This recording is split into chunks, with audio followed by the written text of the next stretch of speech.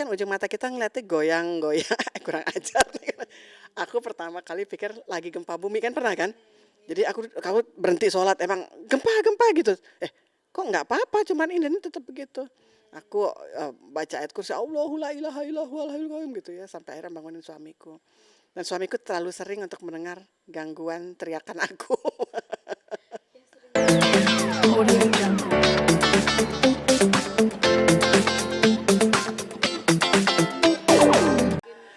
Iya, aku sih yang lebih punya masalah ya walaupun kemarin waktu aku lagi nyari buku buat salah satu penelitian aku perlu buat regulasi ya buat rule of law nyari-nyari karena udah kelamaan bukunya aku juga nggak ketemu waktu aku lagi ngecek anak-anak udah sampai mana bukunya dilempar sama dia jatuh terus aku teriak terus ayah ayah sini Ika nggak naik Ika nggak suka karena dia suka masuk ke kamar mandiku ke tempat tidur gitu ya di samping kalau aku lagi ngetik sampai malam. Terus editor aku yang buat YouTube ya begitu gitu ya tapi ada baiknya juga sih dia karena waktu ayahku sebelum meninggal kan tinggal bersama kami ya. Dia gagal ginjal karena pasca operasi jantung. Nah itu kreatininnya lagi tinggi.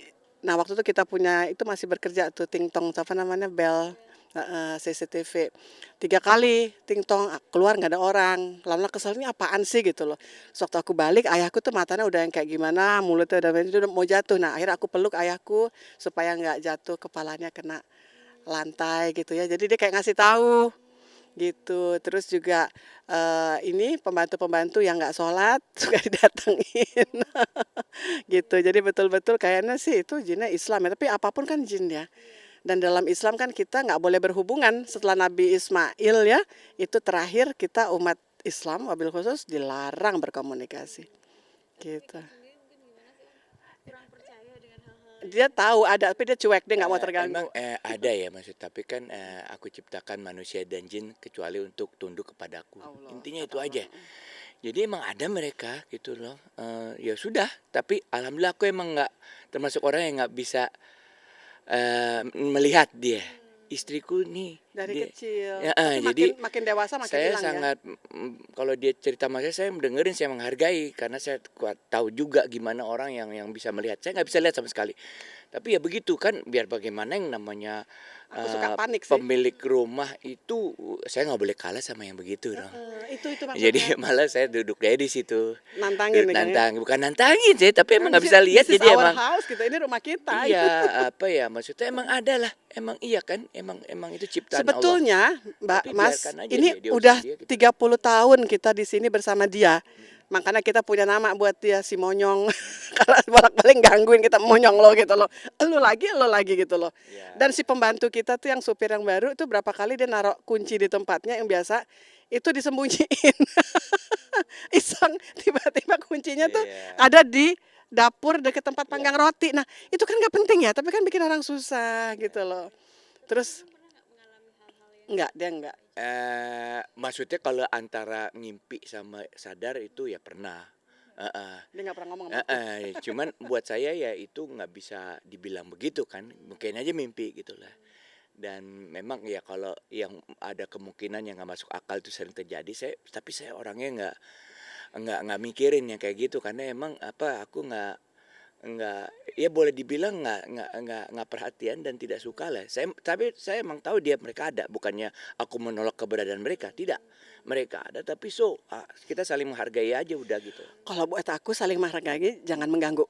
Nah, Gitu ya, 30 tahun cukup kita toleransi dia ada. Tapi ketika dia mulai mengganggu, mulai suka matiin lampu sendiri, terus aku lagi sholat kan kadang-kadang aku suka pakai tas tuh yang kalau kita pulang dari Jepang tuh ada kriwil-kriwil dari Turki itu kan Mbak yang gantungan bisa dicantelin di tas. Itu goyang sendiri. Aku pikir ya Allah ini gempa bumi kan aku mau teriak dong supaya segera keluar rumah karena jangan sampai ketibanan apa gitu kalau rumahnya rubuh misalnya. Ternyata cuma tas gua doang yang goyang-goyang gantungannya kurang ajar. Tapi dalam satu rumah yang sering paling diganggu sama Aku dan Bella. Bella itu sama. Dia mencoba untuk berkomunikasi, betul ya berkomunikasi tepatnya. Caranya apa? Selalu di kuping kiri. Bella juga di kuping kiri. Psst, psst, psst gitu loh. Psst, psst, psst gitu. Kalau biasa hanya wangi-wangian kita biasa, aku kan suka melati Jepang. Jadi aku pikir oh ini karena melati yang aku tanam. Terus di belakang itu suka ada wangi bunga-bunga apa? Oh itu bunga dari pohon apa namanya eh, mangga ya yang lagi mau berbuah seperti itu. Ya gitu aja sih. Kerap sekali nanti ya, maksudnya dalam sehari mungkin ngerjain Eh, ganggunya itu. nggak ketahuan kapan dia mau ganggu, gak ganggu aja gitu loh. Tapi rata-rata ya maghrib ke atas ya. Oh malam ya, Heeh, selalu gitu. Tapi yang kalau Pak supir kehilangan kunci mah itu matahari mataharinya udah jelas. Dia bilang, "Aku yakin Bu aku taruh di sini." Ya nggak tahu, Pak Rodi sudah tua, aku bilang gitu. Giginya tinggal 2. Dia berapa kali dia kehilangan. Dan waktu malam-malam akhirnya dia ngeliat bentuknya, emang dia juga cari gara-gara kan dia bantu kita ngebersihin kolam renang gitu ya, karena kan dia punya kemampuan apa ya skill buat urusan reparasi lah gitu.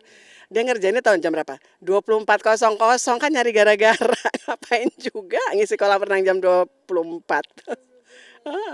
Tapi daripada dia takut, begitu dia takut dia panggil lagi tuh the boys yang 2 cari teman, akhirnya Loncat kabur loncat ya. semua kabur. Iya. Tapi kan konyolnya kalau mereka keluar kan aku susah lagi ngajarin pembantu baru. Karena kita udah kurang baik apa gitu bolak-balik keluar. Bukan karena kitanya masalah. Mereka ketakutan sama si Monyong. tapi pernah ngasih lihat Ya itu tadi yang 3 hari yang lalu. Makanya hari ini kita Panggil panggil. ya coba Udah. pertanyaannya kayak gimana ya gede hitam ya bilang. uh, Oh gue juga hitam gue bilang sama lah Kalau gede misalnya hitam. mau ditanya sih nanti kalau mereka mau. Ya. tapi om sendiri pernah lihat wujudnya yang gede Enggak. apa mungkin dalam mimpi tadi Iya kalau dalam mimpi ya mungkin antara mimpi biasa kan kalau nightmare atau gimana ya. Kayak Tapi intinya lep-lepan sih gitu. ya saya nggak pernah mikirin yang kayak begitu. Maksudnya saya nggak akan mengganggu aktivitas saya karena dia gitu loh. Saya lebih kuat dari dia gitu loh. Jadi intinya begitu sih. Kalau Dan saya, apalagi suami kan nggak kalau suaminya penakut juga, waduh kacau. ya tapi waktu buku saya jatuh saya panggil, ayah, ayah, ayah nggak naik. Nggak naik Kenapa? ngapain juga ya, udah jatuh. Aku kan pengen kasih tahu, ini Kenapa? nih bukti nih. Tahu, Buk ayah bilang betul kan emang Enggak, kamu jatuh. nggak naik. Iya. Aku menghadapi si Kalau Monyong nggak naik, sendiri. ngapain? Aku panggil kamu buat nemenin istrinya dan dia nggak Lagian, nemenin. lagian kan cuman jatuh-jatuh buku doang, kecil itu urusannya. Kalau udah Eh, dikeplak sama bukunya tuh baru itu bisa kan bales. kita nggak tahu bentar lagi dikeplak apa enggak. Takutnya kan kalau malam Jumat aku kecapean atau ada yang terjadi sebagai apa reaksi terhadap tubuh saya kan besoknya hancur dong gue.